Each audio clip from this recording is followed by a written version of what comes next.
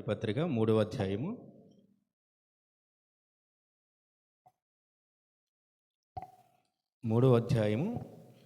8వ వచనమును ఒక్కసారి మనం ధ్యానిస్తాము కొన్ని నిమిషములు. నిశ్చయముగా నా ప్రభు అయిన యేసుక్రీస్తును గూర్చిన అతి శ్రేష్టమైన జ్ఞానము నిమిత్తమై సమస్తమును నష్టముగా ఎంచుకొనుచున్నాను. చాలండి. గొప్ప ఆదరణ కలిగినటువంటి ఈ మాటలు ఈ భూమి పైన బాధపడుతున్నటువంటి వారికి, లేదా ఏదో ఒక లోటుతో ఉన్న వారిని ధైర్యపరచలేనటువంటి మాటలు. ఒక మనిషిని ధైర్యపరచలేడు కానీ, లేదా ధనము మనిషిని ధైర్యపరచలేదు కానీ, లేదా శ్రేష్టమైనవి ఏమైనప్పటికీ కూడా భౌతికమైనవి ఏ ఒక్కటి మనిషిని ధైర్యపరచలేదు కానీ, దేవుని వాక్యం మాత్రమే ఒక మనిషిని ధైర్యపరుస్తుంది అనేటువంటి ఈ యొక్క లేఖనాల ద్వారా మనం గ్రహించాలి. అది ఎలాగంటే, యేసు రక్తంలో కడగబడి కృప అంటే దాని యొక్క పరమార్థం ఏంటి అంటే, కృప అంటే ఏంటి? కృప అంటే మనం దాన్ని సరితూగే విషయంగా మనం మాట్లాడాలంటే పరిశుద్ధుడైనటువంటి యేసు ప్రభు యొక్క రక్తము, అంతే కదా. పరిశుద్ధుడైనటువంటి యేసుక్రీస్తు వారు మనం ఏంటో తెలియదు, మనం అసలు ఏ విధంగా దేవునితో అంటగట్టబడి ఉన్నామో కూడా తెలియదు. మనకి తెలియనప్పటికీ ఇప్పటి తరం వారి వరకు, రాబోయే తరం వారి వరకు, గతించిపోయిన తరం వారి వరకు కూడా ఆయన రక్తమును చిందించారంటే అంతకన్నా కృప ఏముంది? అలాంటి అంతకన్నా ఆదరణ ఏముంది? అలాగా ఇక్కడ పౌలు గారు ఆయన యొక్క సేవా ప్రణాళిక ప్రయాణంలో అనేక మారులుగా ఇబ్బందులు పడుతున్న సమయంలో ఫిలిప్పీ పట్టణంకు సంబంధించిన వారు ఒక విధముగా పౌలు గారికి ఒక సహకారిగా ఉన్నటువంటి సందర్భంలో, ఎందుకంటే ఎటు వెళ్ళినా పౌలు గారికి శ్రమలే మనందరూ తెలిసినవే కదా. ఏ శ్రమలు? మన వలే ఉద్యోగం కొరకు శ్రమలు కాదు, కుటుంబ పోషణ కొరకు శ్రమలు కాదు, లేదా మన వ్యక్తిగత జీవితం యొక్క అభివృద్ధి కొరకు శ్రమలు అటువంటివి కాదు అవి. మనం ఏంటంటే బైబిల్ యొక్క ధ్యానాలు, ఆనాటి మిషనరీస్ యొక్క జీవితాలు మనం పక్కన పెట్టి మనం ధ్యానించినట్లయితే చాలా నూతనమైనటువంటి ఉద్యోగం మనందరి జీవితంలో కలుగుతూ ఉంటుంది. అందులో ఒకటి ఏంటంటే, చాలామంది, ఎందుకంటే భక్తి సింగ్ గారు కానీ, హడ్సన్ గారు కానీ, జార్జ్ ముల్లర్ గారు కానీ, ఇంకా చాలా జీవితాలు పూర్తిగా ఇన్ని లాంగ్వేజ్లు లేనటువంటి టైంలో కూడా దేశాలు వెళ్ళిపోయి తర్జుమా కొరకు వెళ్ళిపోయేవారంట. పవిత్ర గ్రంథాన్ని తర్జుమా చేయడానికి, ఈ పత్రికలను తర్జుమా చేయడానికి దేశాలు దాటుకుంటూ వెళ్ళిపోయేవారంట. 4-5 నెలలు, 6-7 నెలలు ట్రావెలింగ్ చేస్తే లండన్కి ప్రయాణం అవడానికి, ఒక దేశం నుంచి ఇంకొక దేశానికి ప్రయాణానికి 4-5 నెలలు పడుతుందంట. ఇప్పుడంటే కాదు. మరి అన్ని మాసాల ప్రయాణం అనేది దేని కొరకు? ఆ యొక్క పవిత్ర లేఖనాలు తర్జుమా చేయడానికి. ఎందుకంటే ఒక్కొక్క దేశంలో ఒక్కొక్క విధమైనటువంటి భాష, క్రీస్తు సువార్తని ప్రకటించాలనే ధ్యాస. మరి ఆ యొక్క స్థానిక భాషలో దాన్ని తర్జుమా చేస్తేనే కానీ ఆత్మలను రక్షించలేము. ఆ యొక్క తర్జుమా నిమిత్తమే దేశాలు మాషాలు నెంబడి మాషాలు వాళ్ళు వెళ్ళిపోయి తర్జుమా చేసి ఆ యొక్క ప్రణాళికలో మనకి ఇచ్చినటువంటి యొక్క గ్రంథం. ఆదిలో మరి ఈ గ్రంథం ఏ భాషలో ఉందో ఇప్పుడు మనకి తెలుగులోకి వచ్చింది.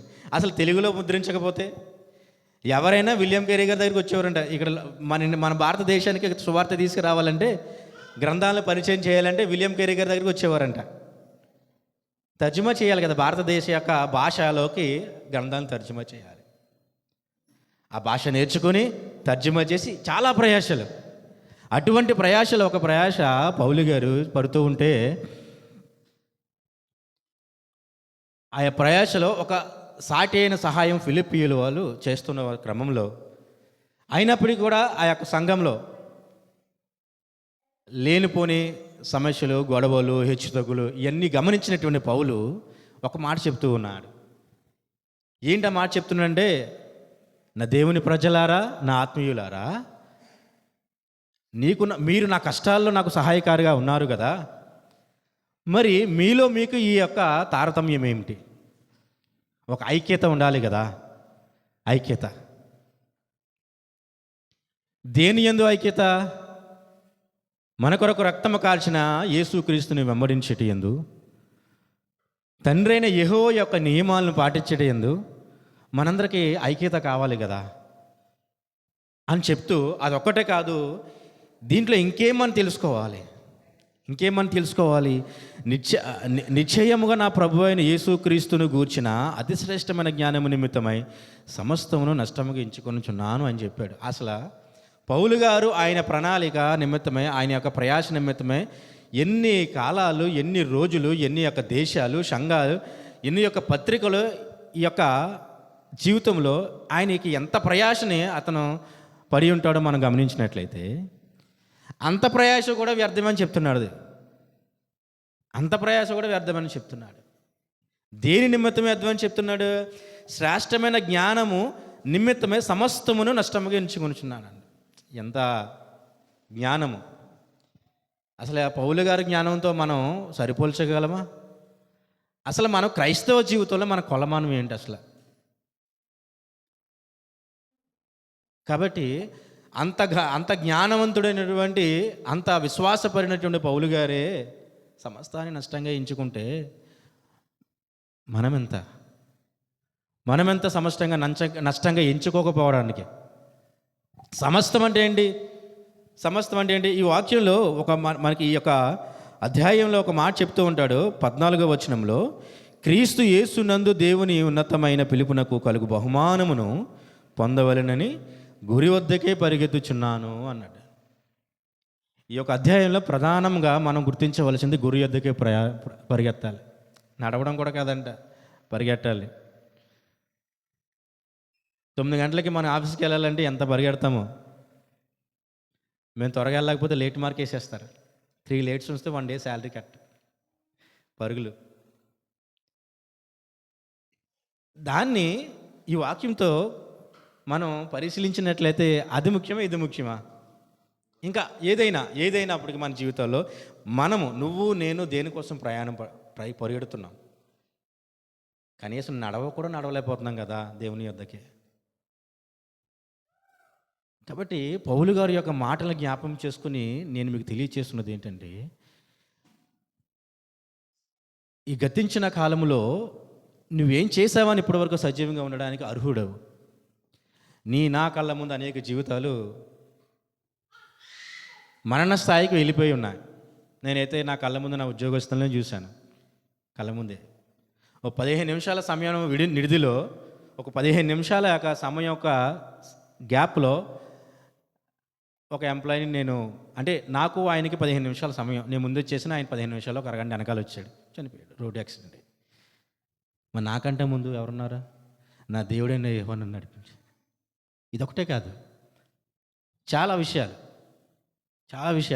మరి అన్నీ నువ్వు గ్రహించినప్పుడు మరి ఇంకా అంటుకట్టకపోతే ఎలాగా? ఇంకా ఎలాగా?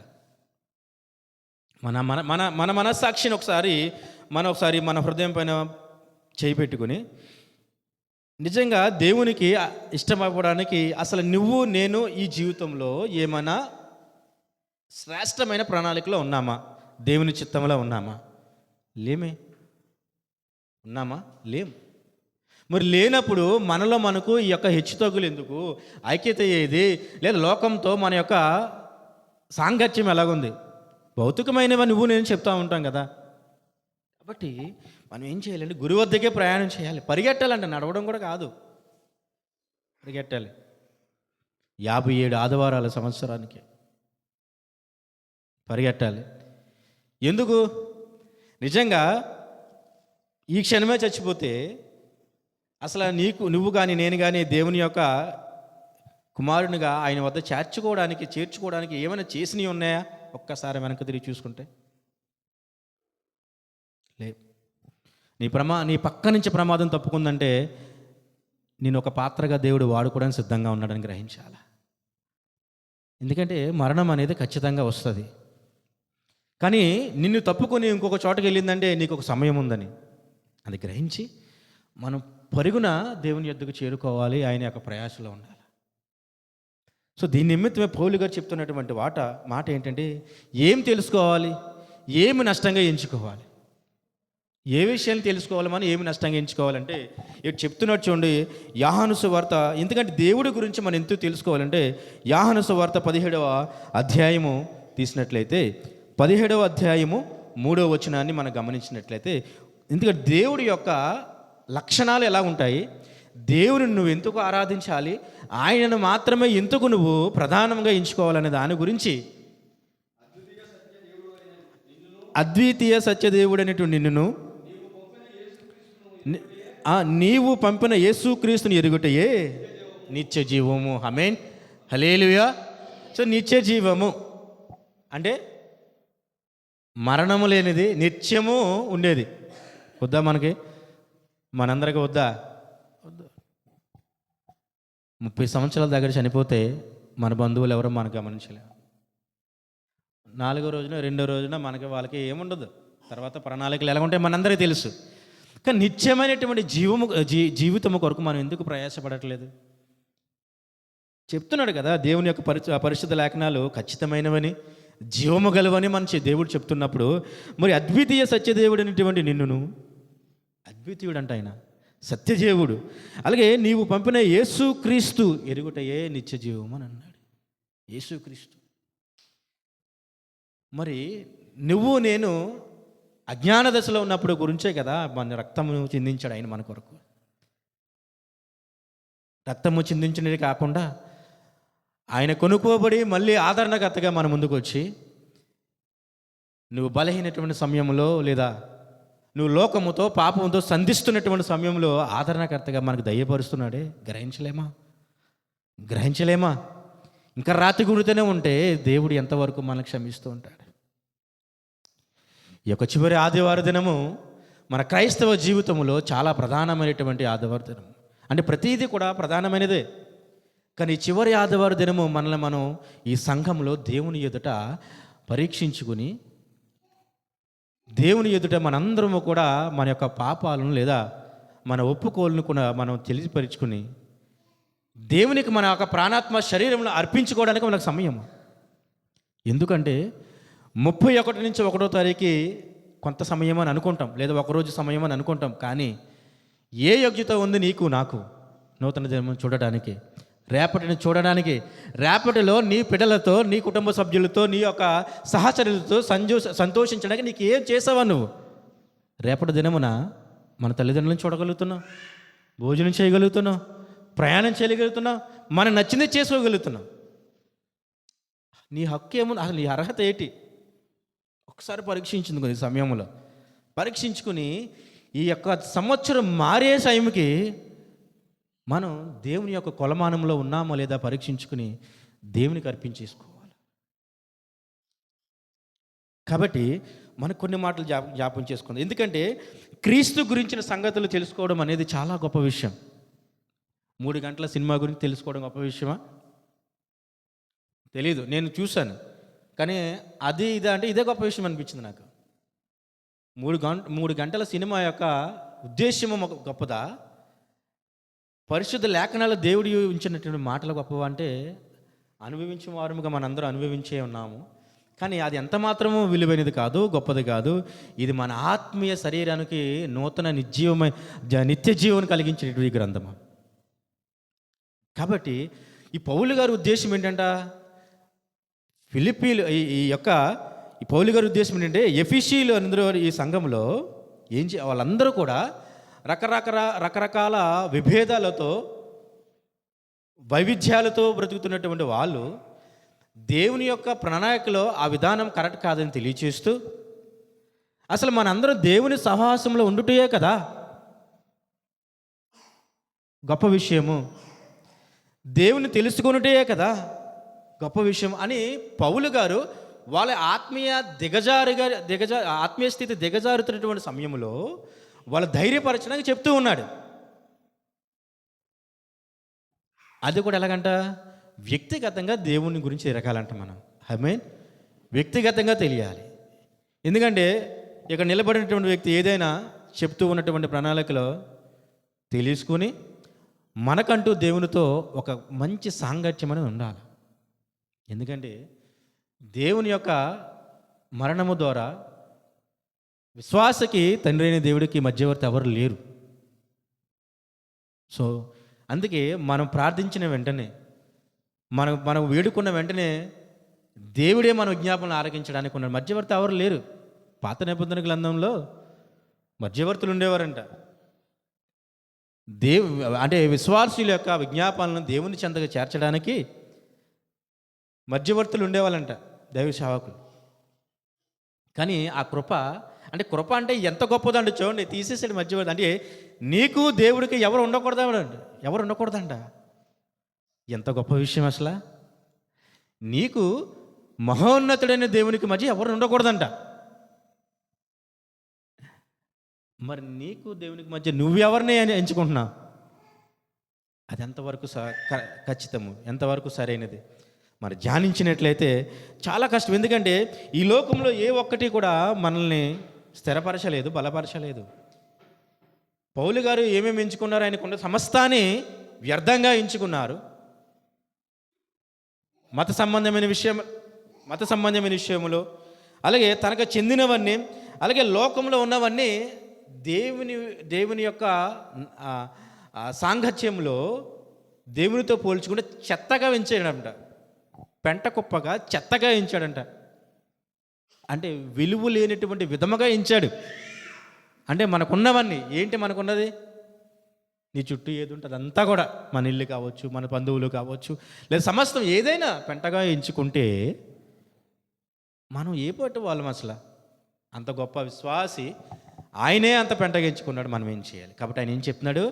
దేవుని యందు జ్ఞానము సంపాదించుకుంటే, అలాగే ఏం చెప్తున్నాడు? శ్రేష్టమైన జ్ఞానం నిమిత్తం సమస్తం నష్టంగా ఎంచుకున్నాడంట. శ్రేష్టమైన జ్ఞానం ఏం చెప్తుంది? నిన్ను పరలోక సింహాసనానికి చేర్చడానికి సిద్ధంగా.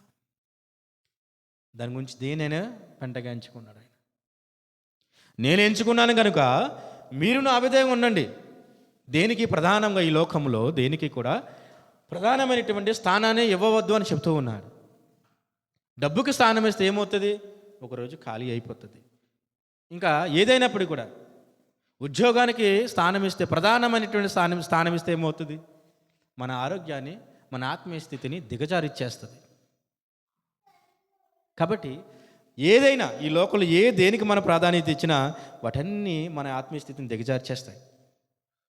కాబట్టి మనం ధైర్యంగా ఉండాలి. ఎందుకంటే ఇక్కడ ఒక విషయం గమనించినట్లయితే మనం ఏ విధంగా మనం ముందుకెళ్ళాలి, ఏ విధంగా దేవుని యొక్క కృపలో మనం ముందుకెళ్ళాలి అంటే, ఇక్కడ మనం ఒక గొప్ప వాక్యాన్ని మనం గమనిస్తున్నాము. ఎవడైనాను నన్ను వెంబడింపగోరిన యెడల తన్ను తాను ఉపేక్షించుకొని ప్రతిదినము తన సిలువను ఎత్తుకుని నన్ను వెంబడించాలి అని అన్నాడు. కొత్త ప్రదేశానికి వెళ్తున్నప్పుడు రూట్ మ్యాప్లు ఉంటాయి. ఈ ఊరు ఇలాగ వెళ్తే పలానా ఊరు, ఇలా వెళ్తే పలానా ఊరు వెళ్ళిపోతూ ఉంటాం, ఎంచక్క గమ్యాన్ని చేర్చుకుంటాం. కానీ పరలోక సింహాసనాన్ని ఎదుట, దేవుని ఎదుట ఆయన్ని పరిశుద్ధుడని దేవదూతలతో సమానంగా మనకు కొనియాడడానికి ఇచ్చిన అవకాశం మనం పొందుపరుచుకోవాలంటే ఇది మార్గం. ఒకసారి వాక్యం జ్ఞాపకం చేసుకుందాం. మత్తయి సువార్త 16వ వచనం మనం తీసినట్లయితే, మత్తయి సువార్త 16, 24 మనం ధ్యానం చేద్దాం. అప్పుడు యేసు తన శిష్యులను చూసి, ఎవడైనాను నన్ను వెంబడింపగోరిన యెడల తన్ను తాను ఉపేక్షించుకుని తన సిలువను ఎత్తుకుని నన్ను వెంబడింపవలెను. అంటే చెప్పేశాడు ఒక దశలు, స్టెప్స్, దేని తర్వాత ఏం చేయాలి, దేని తర్వాత ఏం చేయాలి చెప్పేశాడు. ఒక పూట తిని 2-3 గంటల్లో అరిగిపోయే కూర రుచిగా లేకపోతేనే మనం తినలేము. అన్ని రుచులు, అన్ని ఇంగ్రీడియంట్స్ యాడ్ చేయాలి మనం.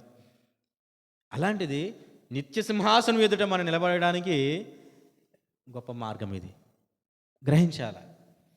ఈ చివరి గడియల్లో ఉన్నాం మనం తెలుసుకున్నాం. మనం 2024 సంవత్సరం ఆఖరి ఆదివారంలో ఉన్న మనము మన ముందు మరికొన్ని రోజులు మాత్రమే నూతన సంవత్సరానికి ఉన్న గ్రహించిన మనం మార్చుకోవడానికి మనలో ఉన్నటువంటి భౌతికమైనటువంటి అంశాలను విడిచిపెట్టి ఆత్మీయతను మనం ఆ, పొందుకోవడానికి ఏ విధమైనటువంటి అంశాలు మనం గ్రహించాలో చూద్దాం.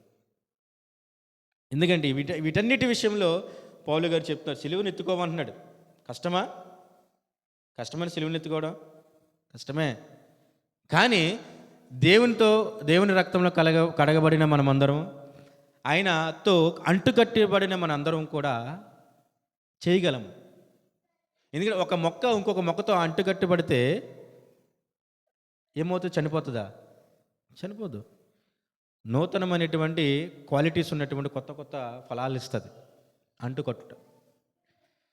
అంటే ఆ రైతు అంటుకట్టే విధానంలో లోపం చేసినట్లయితే ఫలాలు అనుభవించలేము, చనిపోతుంది. అంతే కదా.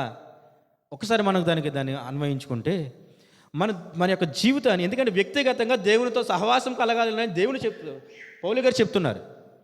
దేవునితో సహానుభవం వ్యక్తిగతంగా ఉండాలని చెప్తున్నాడు. నీ వ్యక్తిగత జీవితంలో దేవునితో అంటుకట్టబడే విధానం ఎలాగుందో నీకు మాత్రమే తెలుస్తుంది, నాకు మాత్రమే తెలుస్తుంది. ఆ అంటుకట్టబడే విధానం సరిగ్గా లేకపోతే మన యొక్క జీవితం కుళ్ళిపోయినట్టుగా ఉంటుంది, నశించిపోయినట్టుగా ఉంటుంది, మరణించినటువంటి విధముగా ఉంటుంది. దానికోసమా ఇవన్నీ దేవుడు మనకు తెలియపరిచాడు. దానికోసమా ప్రవక్తలు దేశాల దాసి ఈ యొక్క దేవుని యొక్క గ్రంథాలను తర్జుమా చేసి మనకు అనుకూలమైన విధంగా తెలియపరిచారు, గ్రహించడానికే కదా. సో కాబట్టి మనం ఏం చేయాలి? నష్టంగా ఎంచుకున్నాడని చెప్పాం కదా. నష్టంగా ఎంచుకున్నాడు, సమస్తాన్ని నష్టంగా ఏం చేసుకున్నాడు. అబ్బా, ఒకసారి లోకాసు వార్త మనం గమనిద్దాం. లోకాసు వార్త 14 వచ్చిన ఒకసారి తీసినట్లయితే 14వ అధ్యాయము 33వ వచనము.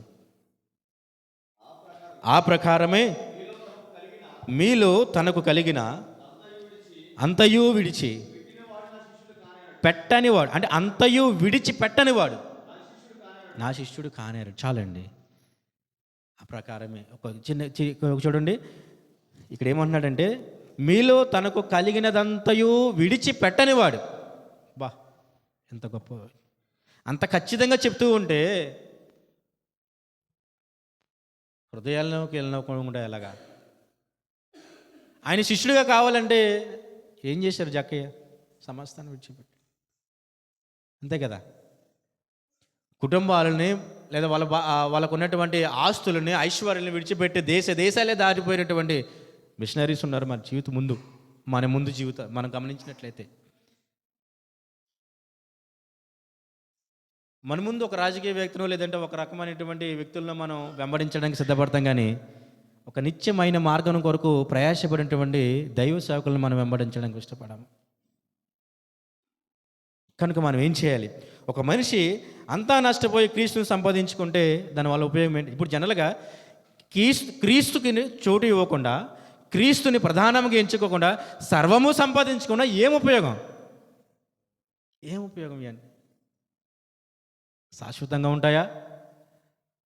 నువ్వు ధరించుకున్నటువంటి బంగారం స్థిరముగా అదే యొక్క గుణలక్షణాలు కలిగి ఉంటుందా లాస్ట్ వరకు? నువ్వు తిన్నటువంటి ఆహారము జీర్ణం అవ్వకుండా జీవితాంతం అలాగే ఉంటుందా? భౌతికమైనవి ఇంతలో వచ్చాయి, అంతలో మాయమైపోతాయి. కాబట్టి సమస్తాన్ని నష్టంగా అంటే దేవుని పట్ల, దేవుని నిమిత్తమై, యేసు క్రీస్తు నిమిత్తమై మనం సమస్తాన్ని నష్టంగా ఎంచుకున్న అంతకన్నా గొప్ప దేవుని మనం పొందుకున్న వారం అవుతాం. దేవుని విడిచిపెట్టి సమస్తాన్ని మనం సంపాదించుకుంటే ఏం ఉపయోగం లేదు. సమస్తాన్ని విడిచిపెట్టినట్లయితే దేవుని మనం సంపాదించుకున్న వాళ్ళం అవుతాం. కాబట్టి హనోకు దేవునితో కొనుపబడి ఉన్నాడని మన అందరం మన సండే స్కూల్లో విన్నాం కదా. ఆ మాట మన హృదయాలను కదిలించట్లేదు. కాబట్టి ఒకసారి ఎబిసిలు రాసినటువంటి పత్రిక ఇంకొకసారి జ్ఞాపకం చేసుకుందాం. ఎబిసిలు రాసిన పత్రిక 1వ అధ్యాయం 3వ వచనము జ్ఞాపకం చేసుకుందాం ఒకసారి. మన ప్రభు అయిన యేసుక్రీస్తు యొక్క తండ్రి అయిన దేవుడు స్తుతింపబడును గాక. ఆయన క్రీస్తు యందు చూడండి అమ్మ, ఒకసారి గమనించండి, చాలా జాగ్రత్తగా ఆలోచించండి. ఇక్కడి నుంచి పరలోక చెప్పండి. పరలోక విషయములలో ఆత్మ సంబంధమైన ప్రతి ఆశీర్వాదమును మనకు అనుగ్రహించుతాడు. చూసారా? అంటే దేవుణ్ణి పొందుకుంటే సమస్తాన్ని భౌతిక సంబంధమైన వాటన్నిటిని విడిచిపెట్టి వాటన్నిటిని చెత్తగా, వాటన్నిటినీ కూడా భౌతికమైనవిగా, విలువలేనివిగా వాటిని ప్రకటించి వాటన్నిటిని విడిచిపెట్టి దేవుణ్ణి మనం ధరించుకున్నట్లయితే మనకేం ఉపయోగం? ఇక్కడ చెప్పినట్టు ఎఫెసీలో పరలోక ఆత్మీయ సంబంధమైనటువంటి ప్రతి ఆశీర్వాదం దేవుడు మనకు అనుగ్రహిస్తాడంట. ఇంత గొప్ప వాగ్దానం చేసిన వాడు ఎవరైనా ఉన్నారు అసలు మన జీవితాల్లో? ఇంత గొప్ప ఆదరణ కలిగించేటటువంటి మాటలు ఎవరైనా మన జీవితంలో చెప్పగలరా? మన హృదయాలు నిజంగా చెప్పినట్లయితే ఒక భార్య భర్తకు కానీ, భర్త భార్యకి కానీ, లేదా ఒక బంధువు ఇంకొక బంధువు కానీ అస్సలు చెప్పలేరు. ఈ రోజుల్లో, ఈ కాలాల్లో బంధుత్వాలు ఎందుకు ఉన్నాయో కూడా తెలియదు, అలా ఉంటున్నాయన్నమాట. ఉండాలి కాబట్టి ఉంటున్నాం, నడవాలి కాబట్టి నడుస్తున్నాం, వెళ్ళాలి కాబట్టి వెళ్తున్నాం అన్నట్టే ఉంటున్నాయి. మరి అన్నీ గ్రహించిన మనము ఏది శాశ్వతమైనది అని గ్రహించిన నువ్వు దేవునితో అంటుకట్టకపోతే ఫలించగలవా? నువ్వు ఫలించకపోతే ఎలా కుదురుతుంది? ఈ ఫలించేటటువంటి విషయంలో మన జీవితంలో కొన్ని శోధనలు అన్నీ వస్తాయని ఒక దైవ సేవకులు చెప్తూ ఉంటాడండి. ఏంటంటే అది మనకి సిలువ వేసేవారు లేకపోతే మన విలువ ఉండదు. అంటే నా ఉద్దేశం ఏంటంటే, ఈ లోకంలో నిన్ను శ్రమ పెట్టేవారు ఉంటేనే కదా నువ్వు ప్రకాశవంతంగా దేవుని యందు నిలబడగలుగుతావు. మాటల ద్వారా, క్రియల ద్వారా అనేక విధములుగా నేను శ్రమ పెట్టినప్పుడు మాత్రమే నువ్వు నిలబడగలిగితే నీకు గొప్ప ఆశీర్వాదం.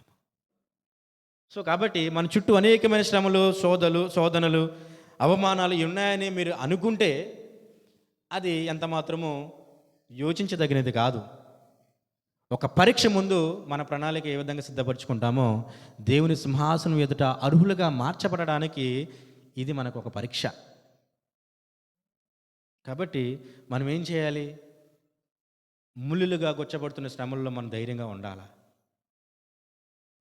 ఎందుకంటే మన క్రైస్తవ జీవితంలో ఒక ఆదరణ ఏంటంటే, ఇప్పుడు మన జీవితంలో ఆనాడు కాలంలో కరెక్ట్గా దేవుని రక్తంతో కృపలో మేలులు పొందుతున్నటువంటి విశ్వాసకి ఒక ఆదరణ ఏంటంటే, ఆ విశ్వాస జీవితంలో ఒక శుక్రవారం వచ్చిందంటే ఆదివారం ఖచ్చితంగా వస్తుందంట.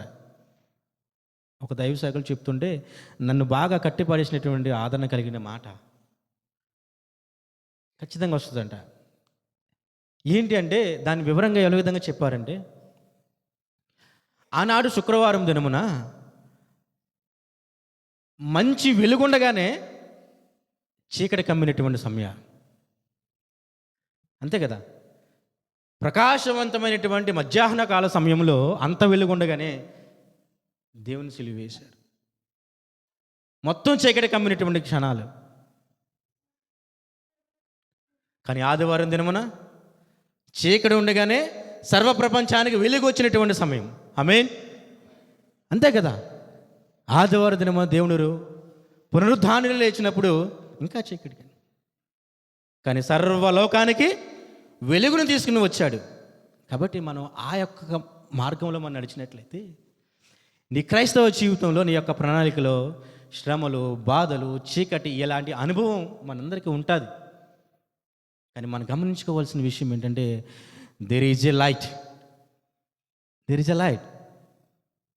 మన జీవితంలో నూతనమైనటువంటి తేజోమైనటువంటి వెలుగు వస్తుందని దేవుడు మనకు చెప్తూ ఉన్నాడు.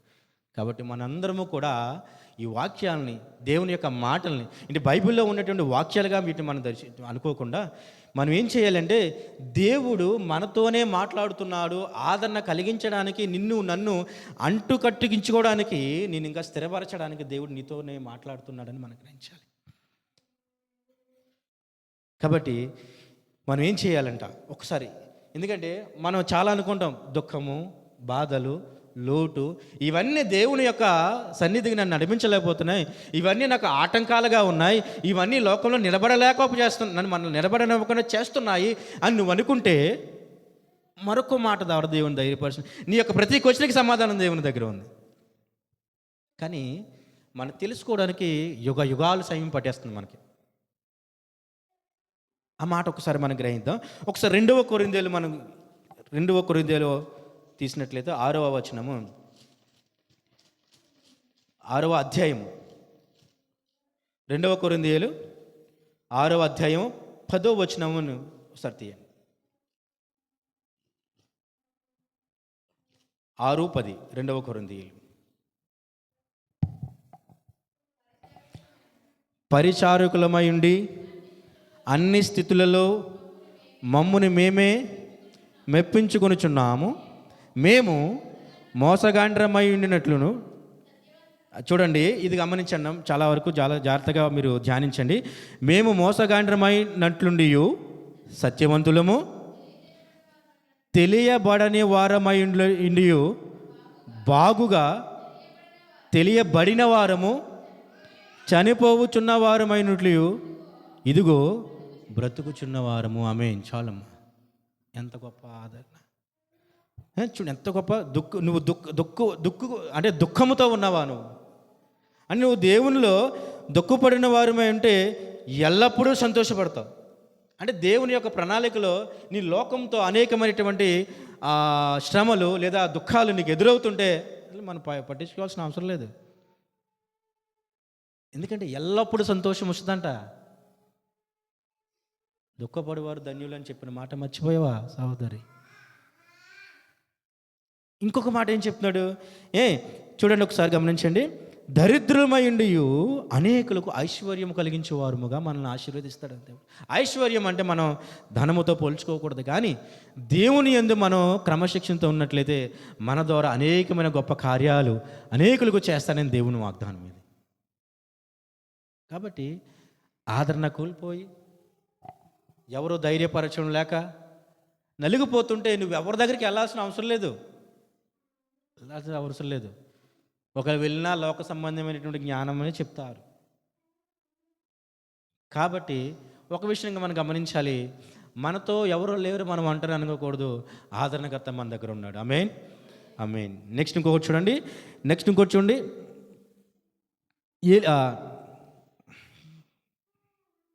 ఏమీ లేని వారమై ఉండి సమస్తము కలిగిన వారమంట. ఏమీ లేని వారమనియు సమస్తం కలిగిన వారమంట. అంటే సమస్తం అంటే ఏంటి? దేవుని యొక్క రాజ్యాన్ని మనం పొందుకోవడానికి అర్హులుగా మనల్ని మారిపోయినప్పుడు అంతకుమించిన సమస్తమే ఉంటుంది. కాబట్టి మనం ఏం చేయాలంటే దేవుని యందు నిరీక్షణ కలిగి మనం వీటన్నిటిని మనం దర్శించుకొని ఐక్యత కలిగి ఈ క్రైస్తవ జీవితంలో ముందుకెళ్ళినట్లయితే అనేకమైనటువంటి ఐశ్వర్యాలు లేదా మేలులు పొందుకున్న వారముగా ఆయన సింహాసనం ఎదుట. ఎందుకంటే మనం పరలోక రాజ్యంలో ఒక మూలన కూర్చుని దేవుని చూస్తూ స్తుతించబడిన వారముగా మనం ఉండకూడదు. ఆయన ముందు నిలబడి మనం ఆయన స్తుతించే వారముగా మనలో ఇంకా తీవ్రత పెరిగే విధముగా మనం ఉండాలి. ఈ యొక్క మాటలు దేవుని యొక్క కృపలో భద్రపరిచి దీవించును కాక. ఆమేన్.